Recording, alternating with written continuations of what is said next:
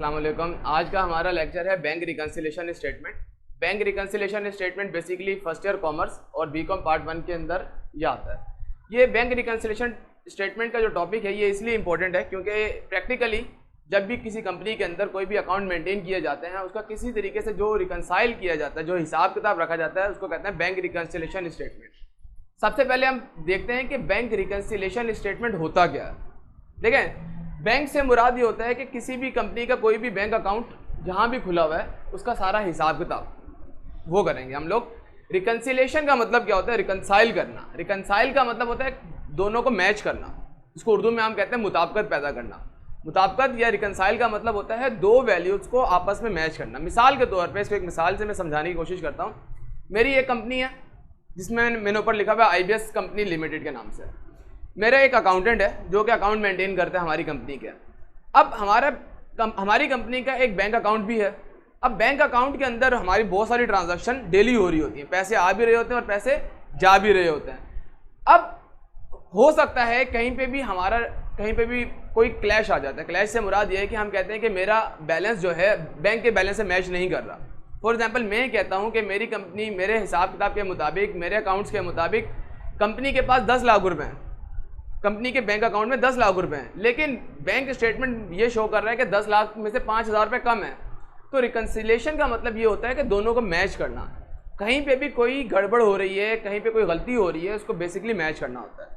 یہاں پہ یہ بینک اسٹیٹمنٹ, جس طرح بینک کے اندر اگر آپ کا اکاؤنٹ ہے تو بینک ڈیلی یا منتھلی یا ویکلی بیسس کے اندر آپ کو اسٹیٹمنٹ سینڈ کر رہا ہوتا ہے. اگر آپ کسی کمپنی کے اندر ہے تو آپ ڈیلی اپنا اسٹیٹمنٹ چیک کر سکتے ہیں کہ کہاں سے کتنے پیسے آئے اور آپ نے کس کس کمپنی کو کتنے کتنے پیسے ٹرانسفر کر دیا. تو بینک ریکنسیلیشن اسٹیٹمنٹ کا جو بیسکلی مقصد ہے وہ یہ ہے کہ اپنی کمپنی کے اکاؤنٹ کو بینک کے اکاؤنٹ سے میچ کرنا. یعنی کہ میرا جو اکاؤنٹ کمپنی میں کھلا ہوا ہے, جس کو ہم لوگوں نے کیش بک پچھلا ٹاپک پڑھا تھا, ہم لوگ جو کیش بک مینٹین کرتے ہیں, اس کے علاوہ اسی طریقے سے ایک بینک اسٹیٹمنٹ بھی ہوتا ہے. ہم دونوں کو میچ کریں گے اس کے اندر. تو یہ میں نے کچھ پوائنٹس لکھے ہوئے ہیں. سب سے پہلے اس کو ہم ڈسکس کرتے ہیں. یہ پوائنٹس کیا ہیں؟ دیکھیں, بینک ریکنسیلیشن اسٹیٹمنٹ کے اندر جو بنانے کا فارمیٹ ہے وہ ایک سیریل نمبر آتا ہے سب سے پہلے, اس کے بعد پرٹیکولر ہے, پھر کیش بک ہے اور پھر پاس بک ہے. پاس بک سے مراد بینک اسٹیٹمنٹ ہوتا ہے. ٹھیک ہے. اچھا, یہ کچھ پوائنٹس میں نے لکھے ہوئے ہیں کہ ایسے کون کون سے پوائنٹس ہیں جو کیش بک میں ایڈ ہوں گے یا کیش بک سے لیس ہوں گے. ابھی میں آپ کو فردر اس کو تھوڑا سا بریف کر دیتا ہوں کہ ہے کیا چیز. ٹھیک ہے. دیکھیں, سب سے پہلے آپ کو کوئی بھی جو کوشچن دیا جائے گا, آپ کسی بھی بک سے کریں, 5 ایئر سے کریں, تو سب سے پہلے آپ کو ایک بیلنس دیا جائے گا کہ آپ کا اوپننگ بیلنس یہ تھا. کیش بک کے اندر میں نے یہاں پہ ویلیوز نہیں لکھی, میں نے ایکس کر کے چھوڑ دیا ہوا ہے تاکہ یہاں پہ کوئی بھی ویلیو کو آپ لکھ سکیں. تو ان ایڈجسٹڈ جو بھی پہلے بیلنس ہوگا اس کو اوپننگ بیلنس کہتے ہیں, اس کو دوسری زبان میں ان ایڈجسٹڈ بیلنس بھی کہتے ہیں, کیونکہ ابھی یہ ایڈجسٹ نہیں ہوا ہے, اس کو ہم لوگ آگے جا کے پورا ایڈجسٹ کریں گے. تو یہاں پہ کیش بک کا جو بھی بیلنس ہوگا اسے ہم لکھ دیں گے, اور اس کے بعد جو پاس بک کا یا بینک اسٹیٹمنٹ کا جو بیلنس آ رہا ہے ہم اس کو لکھ دیں گے. اچھا, اب اس میں ایک سمجھنے والی بات ہے. اگر بیلنس دونوں کا نارمل آ رہا ہے, اگر اس کا کریڈٹ بیلنس, اس کا ڈیبٹ بیلنس ہے کیش بک کا اور پاس بک کا کریڈٹ بیلنس ہے, تو ہم اس کو نارملی لکھ دیں گے. لیکن اگر جس طرح ہم لوگوں نے کیش بک میں بھی ایک چیز پڑھی تھی, bank over draft. Bank over draft کا مطلب کیا ہوتا ہے کہ آپ نے بینک سے ایکسٹرا پیسے لیے ہوئے ہیں, بینک نے آپ کو ایک فیسلٹی دی ہوئی ہے اوور ڈرافٹ کی. اگر بینک ریکنسیلیشن اسٹیٹمنٹ کے اندر بینک اوور ڈرافٹ آ جائے تو آپ اسے پاس بک سے لیس کرتے ہیں. جس طرح ہم نے کیش بک میں پیمنٹ سائڈ پہ لکھا تھا, اس کا مطلب ہے وہاں سے پیسے کم ہو رہے تھے, اسی طریقے سے بینک ریکنسیلیشن اسٹیٹمنٹ کے اندر اس کو ہم پاس بک سے لیس کریں گے. ٹھیک ہے. پھر اس کے بعد آگے چلتے ہیں. کچھ پوائنٹس میں نے یہاں لکھے ہوئے ہیں. یہ وہ پوائنٹس ہیں, یہ وہ ویلیوز ہیں جو کہ کیش بک میں ایڈ ہوں گی. ایڈ کون کون سی ہوں گی؟ مثال کے طور پہ ایک ہے ڈائریکٹ ڈپوزٹ. اگر کوئی بھی شخص آپ کے اکاؤنٹ میں پیسے جمع کروا دیتا ہے تو آپ اسے کیش بک میں ایڈ کریں گے. اب اس ٹاپک کو ذرا تفصیل سے سمجھیں. ہوتا کیا ہے؟ ہوتا یہ ہے کہ میرا ایک اکاؤنٹ ہے. ٹھیک ہے. میں اگر کراچی میں رہتا ہوں, میرا فار ایگزامپل حبیب بینک کے اندر ایک اکاؤنٹ کھلا ہوا ہے, اور میں نے کسی کمپنی کو کوئی بھی سامان سیل کیا. ٹھیک ہے. اور وہ کمپنی رہتی ہے فار ایگزامپل دبئی کے اندر. میں نے وہاں پہ اس کو سامان ڈیلیور کر دیا اور کچھ دنوں کے بعد وہاں سے پیسے آئے. پیسے آپ کو پتا آن لائن سسٹم ہے, تو پیسے آپ کے اکاؤنٹ میں ڈائریکٹ آتے ہیں. میرے اکاؤنٹ میں پیسے آئے. ٹھیک ہے. تو پیسے کہاں آ چکے ہیں؟ میرے اکاؤنٹ میں. میرا جو بینک مینیجر ہے, جو بھی شخص ہے, جو بینک ایڈوائزر ہے, جو بھی شخص ہے, وہ مجھے ایک ای میل کے ذریعے یا کسی میسیج کے ذریعے وہ انفارم کرتا ہے کہ میرے اکاؤنٹ میں اتنے پیسے آ چکے ہیں. تو پیسے کہاں آ گئے؟ بینک اسٹیٹمنٹ میں میرے بینک اکاؤنٹ میں آ چکے ہیں. اب مجھے کہاں لکھنا چاہیے کہ پیسے آ گئے؟ مجھے اپنی کیش بک میں اس کو لکھنا ہے. ٹھیک ہے. بینک ریکنسیلیشن اسٹیٹمنٹ کے اندر کیا کرنا ہے آپ نے؟ اس کو اگر آسان پوائنٹ میں سمجھاؤں, جو پیسے بینک میں آ چکے ہیں وہ کیش بک میں نہیں لکھے ہوں گے, اس کو لکھ لینا ہے. جو بینک سے مائنس ہو چکے ہیں اس کو کیش بک سے مائنس کرنا ہے. ابھی آپ کو بھی بریفلی سمجھ میں آنا شروع ہو جائے گا. اگر آپ کے اکاؤنٹ میں آپ کے کسٹمر نے پیسے جمع کروا دیے ہیں تو پیسے آپ کے اکاؤنٹ میں آ چکے ہیں, مجھے نہیں معلوم, لیکن جیسے ہی مجھے معلوم ہوگا میں کیا کروں گا, میں اپنے رجسٹر میں بھی لکھ لوں گا یا اپنے جو سافٹ ویئر اکاؤنٹنگ ہے میں اس میں بھی اس کو ریکارڈ کر لوں گا. تو اٹس مین کہ جب بھی ڈائریکٹ ڈپازٹ ہوگا تو وہ کیش بک میں ایڈ ہو جائے گا.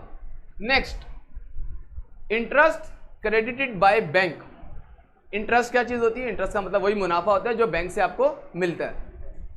میرے بینک اکاؤنٹ میں پیسے رکھے ہوئے 10 لاکھ روپے, بینک نے اس کے اوپر منافع دے دیا, پروفٹ دیے تھے, اس کو سود کہتے ہیں عام زبان میں. اب پیسے کہاں پر آ چکے ہیں؟ میرے بینک اکاؤنٹ میں آ چکے ہیں. اب مجھے کہاں ایڈ کرنے ہیں؟ کیش بک میں. ٹھیک ہے, اس ٹاپک کو یاد رکھیے گا. جو پیسے بینک میں آ چکے ہیں اس کو کیش بک میں ایڈ کرنا ہے, جو بینک سے جا چکے ہیں اس کو کیش بک سے لیس کرنا ہے. بینک نے کہا, بینک نے میرے اکاؤنٹ میں پروفٹ ایڈ کر دیا 500 روپے مثال کے طور پہ, میرے اکاؤنٹ میں تو آ چکے ہیں, لیکن اب مجھے اس پروفٹ کو کیش بک میں بھی ریکارڈ کرنا ہے. آگے چلتا ہے, collection by bank. Collection by bank کا مطلب کیا ہوتا ہے؟ کلیکشن کا مطلب ہوتا ہے پیسے ریسیو کرنا. فار ایگزامپل, میں نے کسی سے پیسے لینے تھے, میں نے کسی کو کوئی چیز سیل کی ہوئی تھی یا پرومیزری نوٹ تھے یا کوئی بھی پیسے مجھے لینے تھے. اب وہ پیسے بینک نے میرے بہاف پہ ریسیو کر لیا. میں نے بینک کو کہا تھا کہ آپ پیسے وہ ریسیو کر لینا, بینک نے وہ پیسے ریسیو کر لیے. فار ایگزامپل, میں نے جو ہے کوئی پرومیزری نوٹ کوئی چیز بیچی تھی اسامہ کو. اب اسامہ سے پیسے میں نے خود ڈائریکٹ نہیں لیے, میں نے اپنے بینک کو کہا کہ آپ اسامہ سے پیسے لے لینا.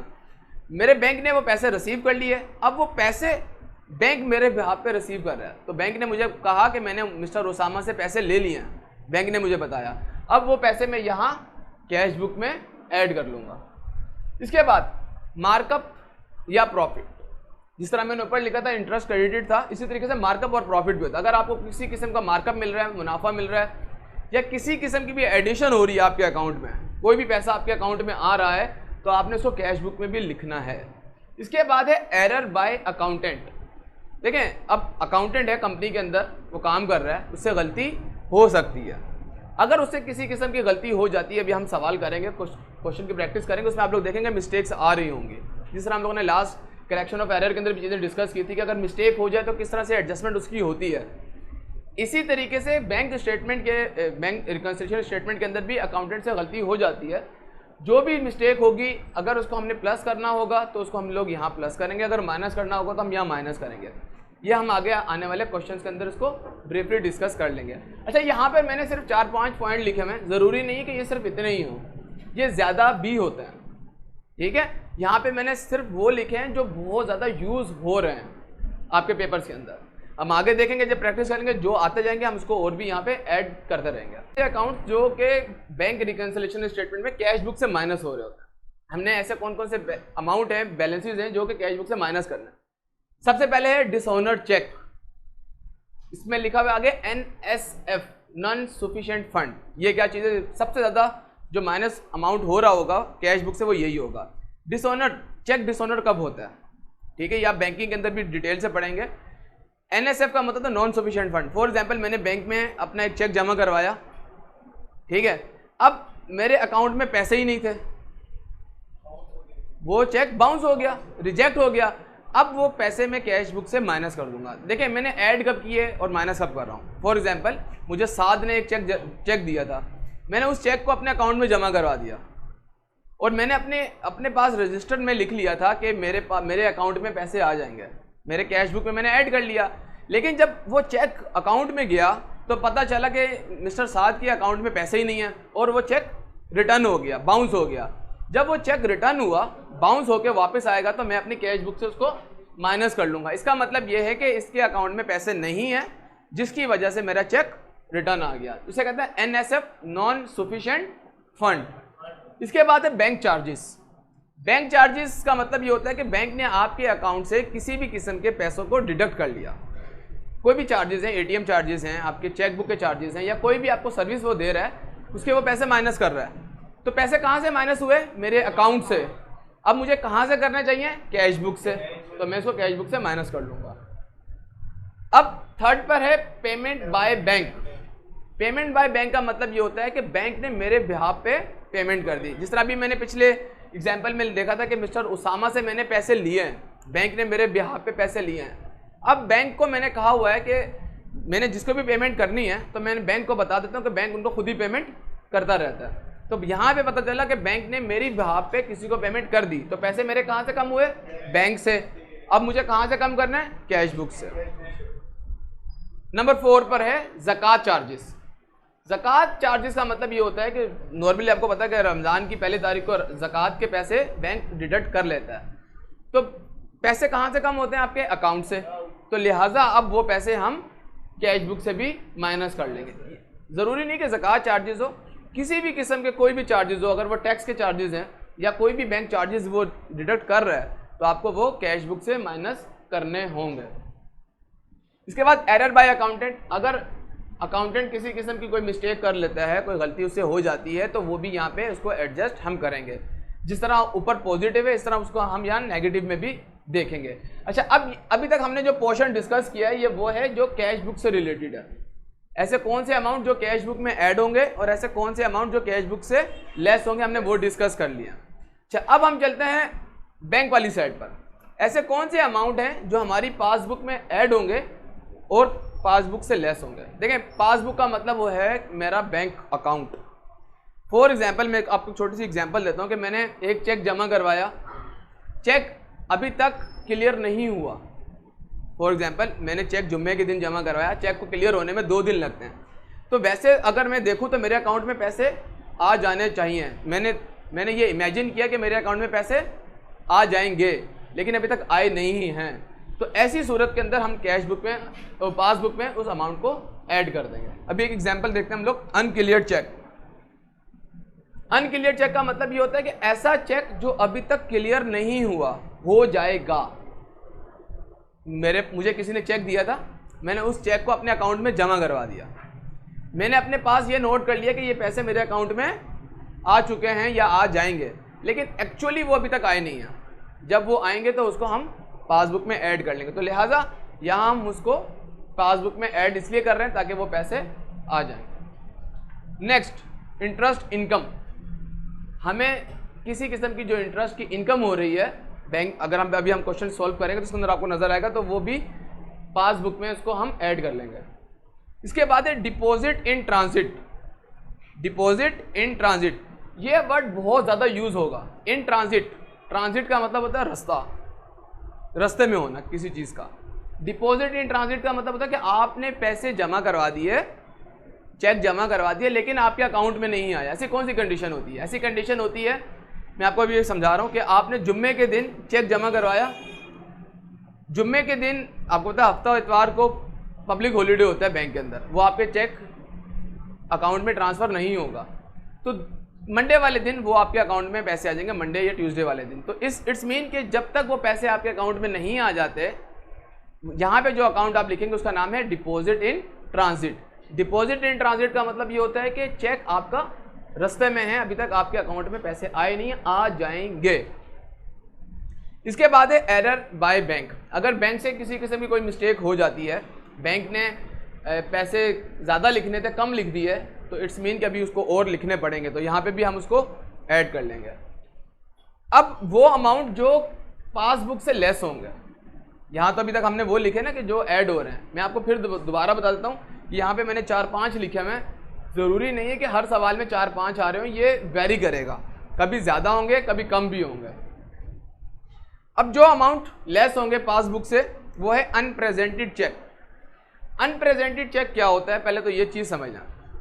دیکھیں, آپ نے ایک چیک جمع کرایا اکاؤنٹ میں, آپ نے سمجھا کہ میرے اکاؤنٹ میں پیسے آ جائیں گے, لیکن وہ چیک ریجیکٹ ہو گیا, انپریزنٹ ہو گیا. انپریزنٹ کا مطلب یہ تھا کہ اس کے اوپر آپ کے سائن ٹھیک نہیں تھے, اس کے اوپر ڈیٹ ٹھیک نہیں تھی, یا ایسی کوئی بھی پرابلم جس کی وجہ سے چیک ریجیکٹ ہو جاتا ہے کہ وہ چیک ریجیکٹ نہیں ہوا، یا اکاؤنٹ میں پیسے نہیں تھے، سائن ٹھیک نہیں تھے، ڈیٹ ٹھیک نہیں تھی، یا آپ نے اوور رائٹ کیا ہوتا تو وہ چیک آپ کا ان پریزنٹ میں آ جائے گا، تو لہٰذا وہ پیسے آپ کو پاس بک سے مائنس کرنے پڑیں گے، تو ان پریزنٹڈ چیک آپ کی پاس بک سے مائنس ہو جائیں گے۔ اس کے بعد ہے ایرر بائی بینک، اگر کوئی مسٹیک بینک نے کر دی ہے تو وہ بھی آپ مائنس کریں گے۔ اچھا، اس کے بعد سب کچھ آپ نے ٹوٹل کرنا ہے، آپ کی کیش بک کا سارا ٹوٹل یہاں آ جائے گا اور آپ کی پاس بک کا سارا ٹوٹل نیچے آ جائے گا باٹم پہ۔ اب آپ ان دونوں کو ٹوٹل کریں، ان دونوں کا ٹوٹل ہمیشہ میچ ہونا چاہیے، اسی کو کہتے ہیں ریکنسائل کرنا۔ اگر آپ کا بیلنس ریکنسائل نہیں ہو رہا، اس کا مطلب یہ ہے کہ آپ نے کہیں پہ مسٹیک کر دیا، تو لہٰذا بینک ریکنسیلیشن اسٹیٹمنٹ کے اندر آپ کی دونوں ویلیوز کا میچ ہونا ضروری ہے۔ جب آپ کی دونوں ویلیوز میچ ہو جائیں گی، اسے کہیں گے ہم ایڈجسٹڈ بیلنس۔ سب سے اوپر ہم نے لکھا تھا ان ایڈجسٹڈ بیلنس، اور اب ہم نیچے لکھیں گے ایڈجسٹڈ بیلنس۔ ایڈجسٹڈ بیلنس کا مطلب یہ ہے کہ آپ کی وہ ویلیوز میچ ہو چکی ہیں، اب دونوں بیلنس برابر آ چکے ہیں، تو اب آپ کا یہ سوال ٹھیک ہے۔ اچھا، یہاں تک آپ کا جو بینک ریکنسیلیشن اسٹیٹمنٹ ہے وہ کمپلیٹ ہو جاتا ہے۔ بینک اسٹیٹمنٹ کا مطلب یاد رکھیے گا، اسٹیٹمنٹ ہمیشہ اوپر سے نیچے کی طرف بن رہے ہوتے ہیں، اس میں کوئی میں نے جرنل انٹریز نہیں کی، کوئی ڈیبٹ کچھ کریڈٹ نہیں کیا، اسٹیٹمنٹ اسی کو کہتے ہیں۔ دیکھیں، ابھی تک آپ لوگوں نے اکاؤنٹنگ جتنی بھی پڑھی ہے اس میں کہیں بھی پلس مائنس کا سائن نہیں تھا، یا تو ڈیبٹ تھا یا تو کریڈٹ تھا، لیکن یہاں دیکھیں یہاں پلس اور مائنس ہے۔ اسٹیٹمنٹ کی سب سے بڑی خاصیت یا یاد رکھنے کا اس کو طریقہ یہ ہے کہ یہاں پہ آپ کی ویلیوز پلس بھی ہو رہی ہوں گی اور مائنس بھی ہو رہی ہوں گی، اسٹیٹمنٹ اسی کو کہتے ہیں۔ اور اس کے علاوہ آپ کا بیلنس یہاں پہ میچ ہونا ضروری ہے۔ اب بینک ریکنسیلیشن اسٹیٹمنٹ یہاں تک کمپلیٹ ہو چکا ہے۔ اب اس کے بعد جو اگلا اسٹیپ ہے وہ ہے جرنل، اس کی جرنل انٹریز بنے گی۔ جرنل انٹریز کے اندر صرف آپ وہ انٹریز بناتے ہیں جو کہ کیش بک میں ریکارڈ ہو رہی ہیں، پاس بک کی جرنل انٹریز آپ نہیں بناتے، کیونکہ پاس بک کا تعلق بینک سے ہے، اس کی جرنل انٹریز ہمیشہ بینک والے لوگ ہی بنائیں گے، بینک بنائے گا۔ کیش بک کے اندر جو ڈیبٹ ہو جو بھی پلس ہو رہا ہے یا جو بھی مائنس ہو رہا ہے، اس کی آپ جرنل انٹریز بنائیں گے، اور وہ جرنل انٹریز بہت ہی سمپل ہیں۔